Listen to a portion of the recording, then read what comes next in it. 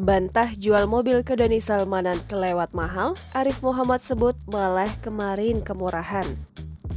Selebgram dan penulis buku Arif Muhammad tanggapi tudingan yang menyebut dirinya menjual mobil Porsche 911 Carrera S terlalu mahal kepada Doni Salmanan.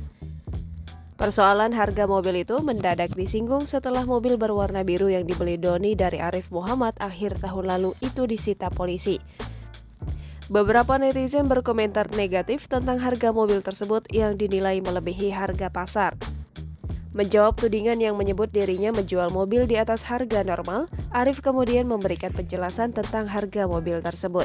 Sebagai informasi, Doni membeli mobil itu dari Arif sebesar 4 miliar rupiah tanpa ditawar. Mobil itu dibeli sebagai kado Doni untuk istrinya, Dinan Fajrina, yang baru dinikahi Desember 2021.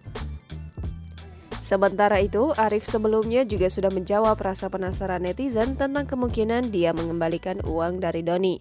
Menurutnya yang terjadi antara dia dan Doni adalah akad jual beli barang, bukan uang diterima secara cuma-cuma.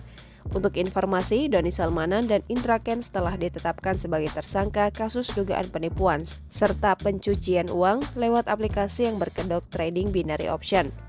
Menyusul Indra Kents yang lebih dulu diamankan, Doni sempat berstatus saksi saat menjalani pemeriksaan pada Selasa 8 Maret 2022.